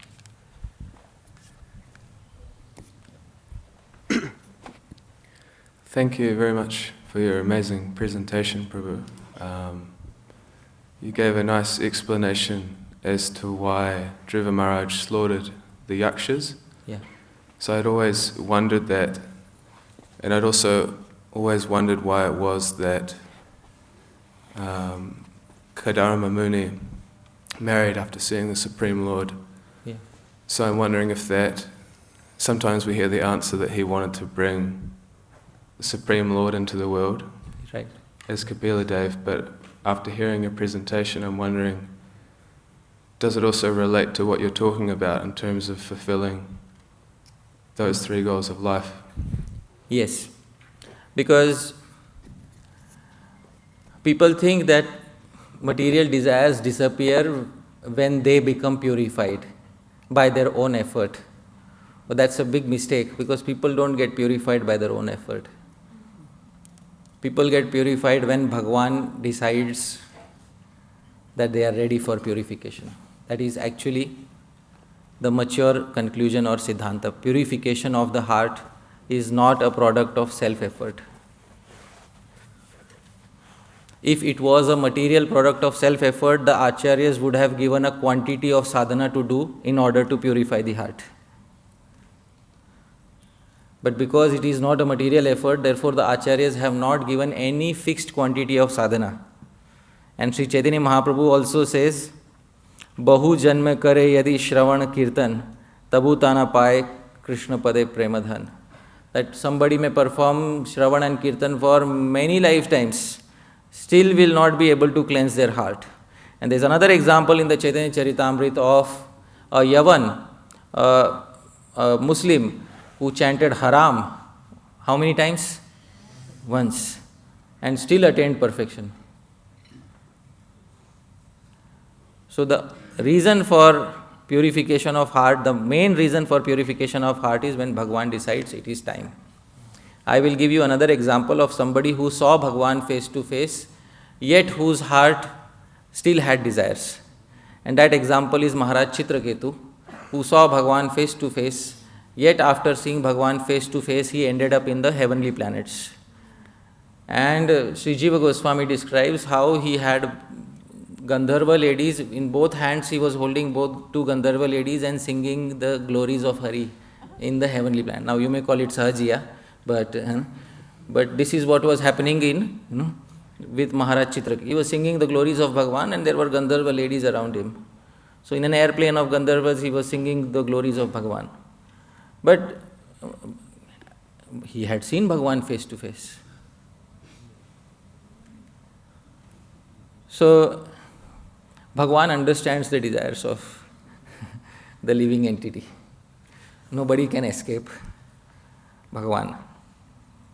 And tomorrow I'll also try to bring a verse from Sri Vallabhacharya, who speaks about sannyas. He wrote a wonderful text, Sannyas Nirnaya, and he speaks about sannyas and renunciation. Then there should be only one purpose of taking sannyas or renunciation, he says. And that is related to Sri Krishna Bhakti. That is the only purpose of renunciation in this world. Any other purpose, he quotes very nicely, brings out a very nice verse. So I hope that answers your query. That sometimes Bhagwan knows us better than we know ourselves. So Bhagwan lets us live out certain desires. So Dhruv Maharaj got a big kingdom, and Maharaj Chitraketu went to Swarga, and he was enjoying in Swarga. He was happy in Swarga. But then Bhagwan felt that I should speeden it up. So Bhagwan arranged for him to get cursed by none other than whom? Devi Parvati. And then he ended up as Vritrasura. And that was his final life. So the Srimad Bhagavatam tells us all these pastimes to honestly understand how the desires of living entities work. And then there was somebody like Saubhari who was trying on his own strength. Saubhari wouldn't even look at a woman. Saubhari wouldn't look at human civilization. Saubhari was underwater. Saubhari didn't like humans. But later Saubhari developed immense attachment to not one, not two, but how many ladies at once? 50. Oh wow, wonderful. So some pendulum swings from Bhoga to Tyaga and some pendulum swings from Tyaga to Bhoga. All those examples are there and nobody is going to escape. Bhagwan is Nyayadhish. He is the most just administrator in the universe. And Bhagwan will look within everybody's heart and bring out their desires sooner or later. So that is what we can see from the Srimad Bhagavatam. I hope that answers your query satisfactorily. Yes, thank you very much. Thank you. Anybody else? Yes. And Maharaj, let's give the mic to Maharaj. I'm sorry, which way? Can we have the projector on? Can somebody turn on the projector? Oh yes. Hare Krishna. Hare Krishna. Thank you very, very much, and I congratulate you for your for being brave and digging this subject out. We, of course, can see that many of those who have tried the path of renunciation have the Sobari Muni experience in our movement also. At this moment, I will not ask a question on the subject matters which you have said, because I know that you are preparing a complete picture and you start with this, but I have a question. It is a genuine question. Hari Parshad, we know you as an intelligent person. You have a good Sanskrit education of a vast number of texts. you have you are member of the Shastric committee. You're well respected. May I ask what thought process you went through to choose this subject? There must be a reason why you boldly approach this subject matter with a vast thing. Please, everyone, it's not it's a question. You know, when you have a speaker who's intelligent and who chooses a subject, there will be a lot of thinking before he decides this is the subject which is now necessary. Can I mean this in a genuine and sincere way. I think you understand.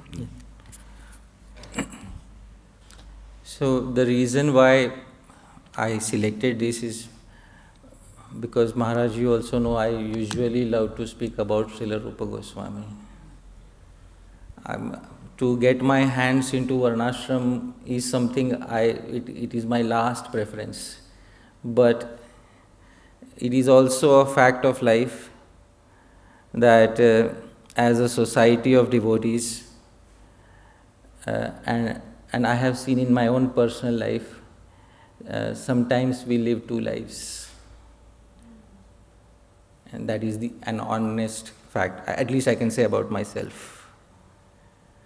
That it's one thing to dress up in fancy Indian clothes on a weekend and go to the temple. And it's another thing to come back to one's home and close the door and then be with one's own mind. And a person is truly themselves when they are with their own mind. And unless one takes a very honest approach, and the most honest approach is the approach taken by Shastra. And that is what since childhood my teachers told me. Be honest. Be honest. Because pretense will not get you anywhere. So be honest with what you are. And often lofty subjects are spoken. And those subjects are also needed because our aim is very lofty.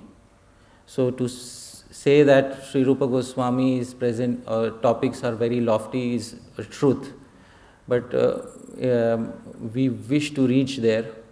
But at the same time, it's also a fact that when devotees go back to their respective individual lives, that's a completely different scenario altogether. And one man's medicine is another man's poison. And therefore, when general instructions are given about renunciation or Tyaga, and people try to take them home, and then, as Sri Krishna says in the Gita, that yah aste manasa smaran mithyachara sa uchyate. Such a person becomes known as mithyachar. Mithyachar means, what is the English translation? Pretender.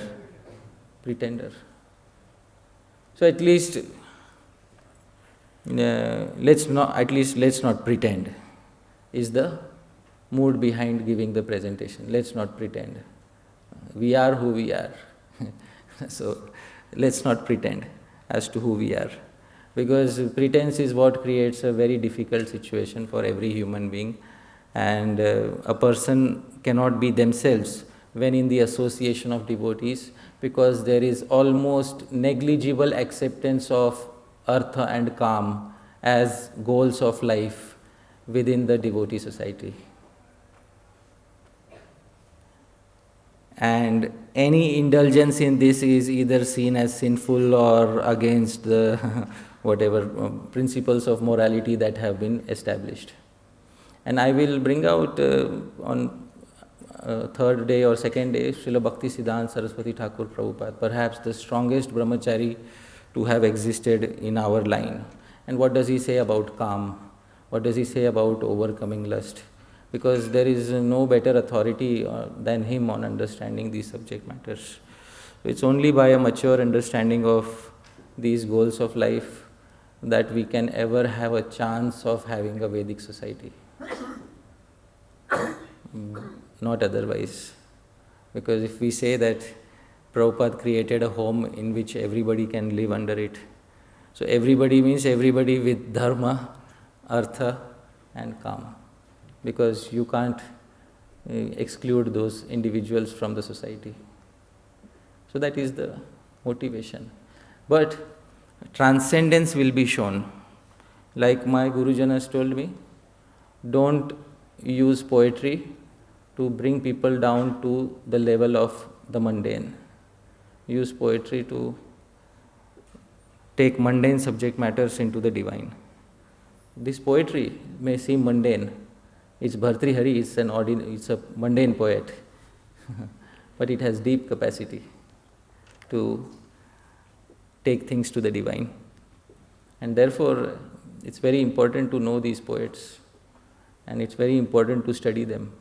Because it is thousands of years of combined experience, which we sometimes unfortunately neglect. And we think that all the expertise is already present with us. But then when disaster happens, then we have nobody to, no answers remaining with us. So when thousands of years of wisdom is already available, we can already use that and brick by brick form a Vedic society. So this is why. So I hope that answers your query.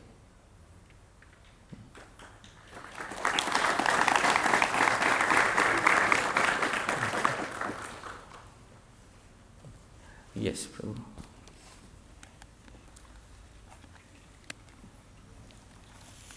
Hare Krishna, Prabhuji, Dandavat Pranam. You mentioned, thank you very much for a very inspiring and giving a different dimension to devotional practices. Actually, you mentioned about that we have a line we should have printed on the T-shirt of ISKCON movement. That is very, impactful, because you mentioned that artificial repression won't work. So what is the solution actually? Because sometimes what happens is we are at a stage that sometimes we have to forcefully, artificially repress because we are not allowed, because we have rules and regulations. Because the mind is not at that exalted phase. And second question, if you may allow or permit, may I ask? Or after this one? One by one. Okay. That's an independent question, right? No, it is related to this lecture only. No, but independent of this question. Yeah. Yes, all right. So the first question is that usually we are asked to repress our senses and our mind. And what happens when we are alone? Isn't it? It's a fact of life that although we are told that we repress your body and your mind, when nobody is looking, we are by ourselves, and the mind is obviously going to take over. And there's a reason for that. We are conditioned by previous samskars. We are conditioned by, somebody is born in a certain family with certain samskars. We have an international society where people come from all parts of the world with so many different baggages, and we are all painting them in a single color. So how will that work? At least I don't know how that is going to work. Therefore, it's very important to understand what helps a person transcend, or at least what helps a person not fall lower. The first thing is what helps a person to not fall lower. And Vedic culture takes care of that. That at least we will not fall lower. And what will help us transcend, that is a mystery which I will only reveal in the upcoming talks. Okay, thank you. I will eagerly wait for the future sessions. Yeah, I request all the devotees, if you are not able to be present here physically, at least listen to the recordings. Because just don't go away with the first part. Yes. Yeah. So you mentioned that Yudhishthira Maharaj asked about the best goal of life, like Dharma, Artha, Kama, Vidur, and the other Pandavas, they gave the conclusion to Yudhishthira Maharaj. But what according to the, in devotional practices, which is the best goal that we should consider post this session? Which is the best goal? Best goal for us, like Yudhishthira Maharaj is a pure devotee. So, all right, I understand this. when questions like these are asked, what you are doing is you are asking me to give one standard for the entire society. And that is not how Vedic culture works. I'll ask a very simple question, everybody answer in yes or no. Material nature, Prakriti, does she create two trees exactly the same? Does she create two branches on the same tree exactly the same? Does she create two leaves on the same branch exactly the same? Then how will she create two humans exactly the same?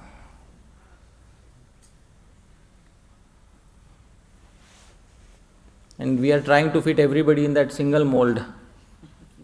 Some people will fit, they will become good leaders, isn't it? What about the poor ones who don't fit? They'll become the fallen ones, the deviated ones, the ones who couldn't make it ahead in devotional service, isn't it? And in my childhood, there was a book, in my textbook. In that textbook, on the front page, there was Gandhi's talisman. CBSE board, Gandhi's talisman. Talisman means short mantra, Gandhi's talisman. So Gandhi says in that, he said one very important thing, which I liked. He said, whatever solution I give to the world, that solution should be possible for the lowest person in the country, for the most downtrodden person in the country. Otherwise, it is not truly a solution. Isn't it? So, it's a very important thing that when we are giving solutions to the society, we are often targeting the highest, people of highest caliber. And what about the people of lower calibers who cannot easily rise up to that standard? A very simple example I'll give you. One time in a lecture I heard a particular devotee say, if you don't chant your 16 rounds sitting in one place, it is completely ineffective. Although there is, the same devotee in the morning has said, Nam Nam Akari Bahudani Ja Sarva Shaktis Tatrar Pitani Yamitah Smaranena Kalaha. That there are no hard and fast rules to chanting the holy names. The same devotee later has said that unless you chant 16 rounds sitting in the same place, it will be completely ineffective. So my question to that devotee, I privately asked, because criticism always private, glorification public. So I asked privately, what about a pregnant lady? Isn't it? Our solutions are aimed only for people who are from the highest rungs of society. Does your solution work for a lady who is pregnant? No, because he has not experienced the pain of giving birth to a child, isn't it? So, those solutions will not work. Unfortunately, those solutions, no matter how high and lofty they might sound, they are artificial and will not work. Therefore, solutions are given by acharyas. Manah samharanam shaucham maunam mantrartha chintanam avyagratvam anirvedo japa sampatti hetu. Acharyas is very holistic in their thought process. The acharyas are not rough individuals with a scraped heart who wish to impose a certain regiment on everybody. That is not the Gaudiya Vaishnava acharyas, at least that I have known or I have seen. So that is why I cannot give a single standard for everybody. It's a very important thing that every disciple has the right to get a personalized standard from their guru. And the guru should know the disciple properly, Shiksha or Diksha Guru. And the guru should give a custom-made, tailor-made standard for every disciple. And therefore, in our movement, then we will be able to have people who are like Swarup Damodar Goswami and people who are like Pundarik Vidyanidhi. Thank you very much, Prabhuji. Thank you so much.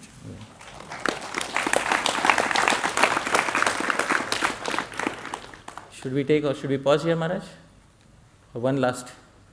I mean, if you feel an urge to go a little over time, maybe the last question. Last question. And then. Yeah. I'm always excited with questions, so one last one. Yeah. So one last query. All right. We'll give to Prabhu.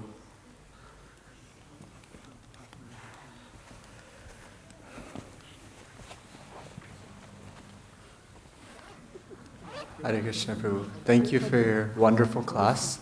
My question is related to the quotation you brought up about what's the use of repression, saying that even someone in knowledge, their nature doesn't change. So you brought up, Dhruva Maharaj, he saw Bhagavan face to face and still, due to his Kshatriya nature, killed all these yakshas. Yeah.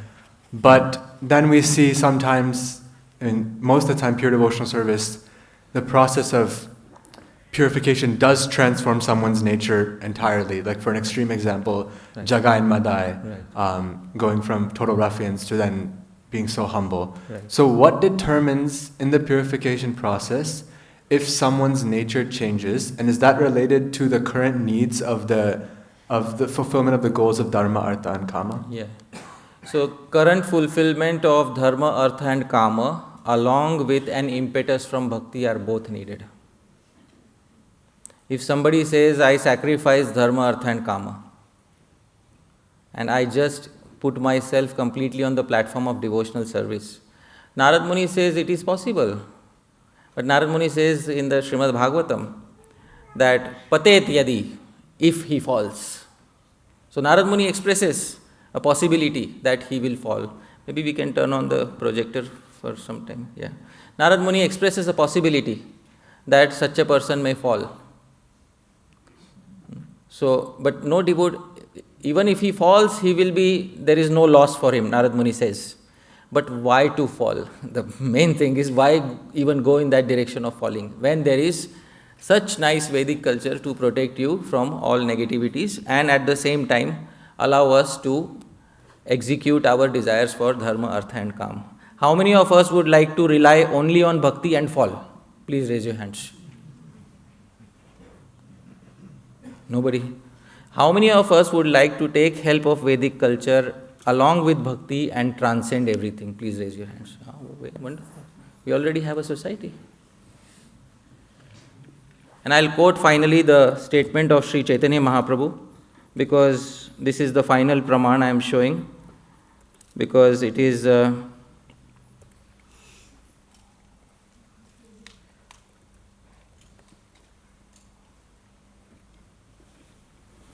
I'll sing this verse from Adi Leela 15.26. Chaitanya Mahaprabhu is saying something. Grihini vena griha dharma nahaya shobhana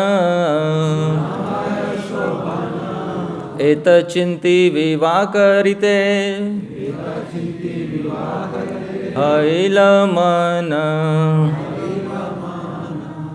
Without a wife, Lord Chaitanya considered there is no meaning to householder life. This is the Supreme Personality of Godhead, by the way. Thus the Lord decided to. So these quotes are often not given. So I'll bring out all those quotes which are often not quoted, because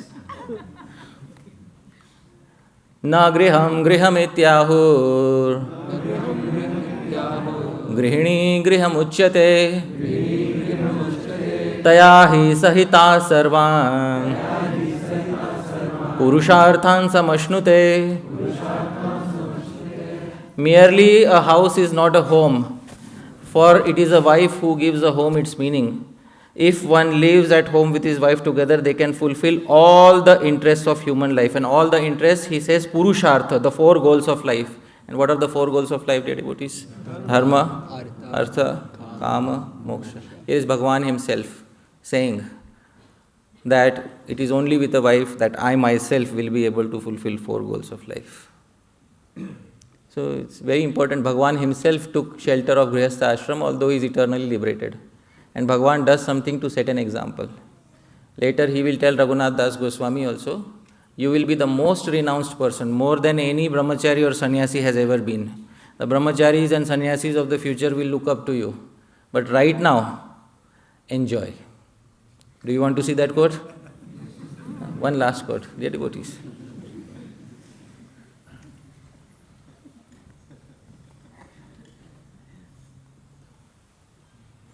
मर्कट वैराग्य न करो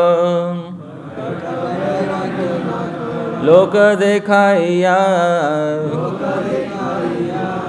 यथा योग्य विषय भुंज Anasakta haya.